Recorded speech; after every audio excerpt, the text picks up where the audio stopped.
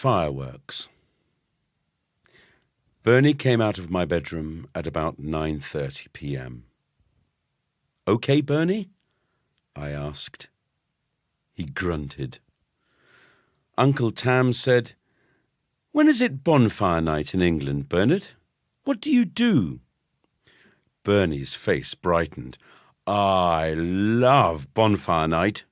It's on November the 5th. We always have so much fun. You probably don't know what it is, do you, Timothy?" It was true. I didn't, so I ignored him and continued to read my comic. I did a project on bonfire night. It started in the year 1605, when some people wanted to kill the King of England. A man called Guy Fawkes was found in a building the king was about to visit. Guy Fawkes had gunpowder with him and was going to blow up the building.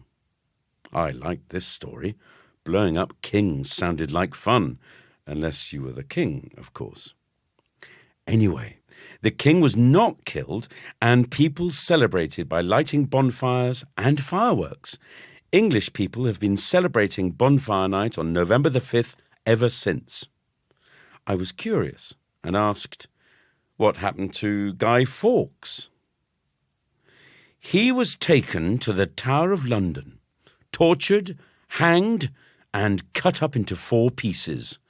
These were nailed onto the city walls."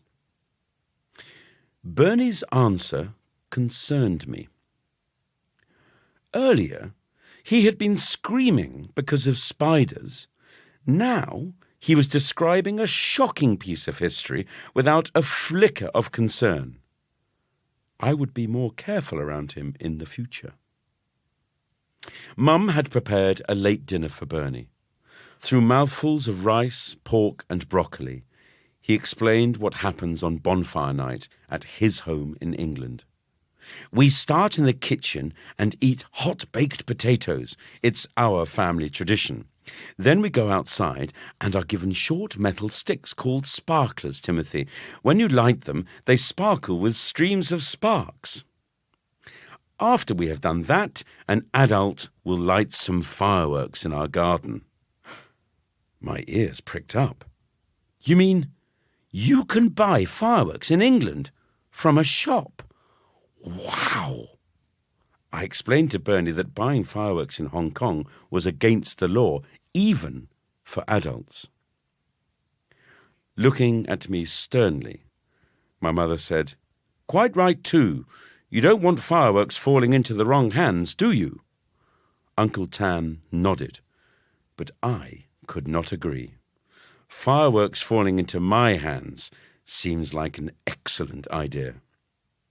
Bernie continued, "There are all kinds of fireworks. Some are very expensive, at least £5.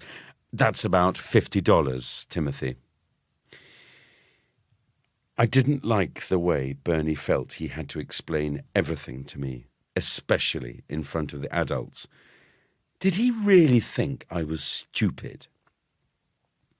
"We have Catherine wheels that spin around in a circle of sparks, rockets that shoot up into the sky before exploding with a loud bang. Then there's my favourite, jumping jacks. You light one, it explodes and jumps around. Sometimes you think it's chasing you." I thought about lighting a jumping jack in my classroom. How exciting would that be? After the fireworks, we are given bonfire toffee. It's hard and sweet and made from thick black treacle. The really good stuff can pull the fillings from your teeth, like this. Bernie jumped over to where I was sitting, his forefinger deep inside his mouth. "My filling came out last year. Want to feel the hole, Timothy?" he burbled. I declined Bernie's kind invitation. Why would anyone want to chew on something that could end in a trip to the dentist? Back in his chair, Bernie said, "Yes, England has the best fireworks in the world. You should come and see them, Timothy."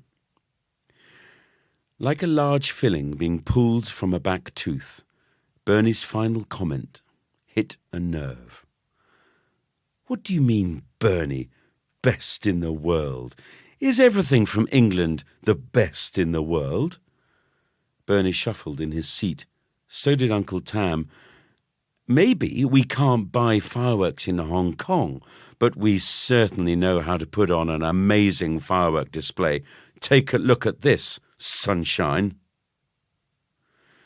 I quickly connected the television to YouTube and found Hong Kong's most recent Chinese New Year firework display.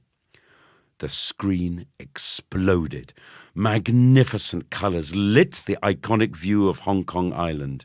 Bangs and explosions were louder than a full-scale war. Thick gunpowder smoke filled the air and floated above Victoria Harbour. The display went on forever, never disappointing. Glued to our seats, we all watched this spectacular display. Best in the world indeed, I muttered in a voice just loud enough for everyone to hear. But no one's got a sparkler, said Bernie, quietly expressing defeat.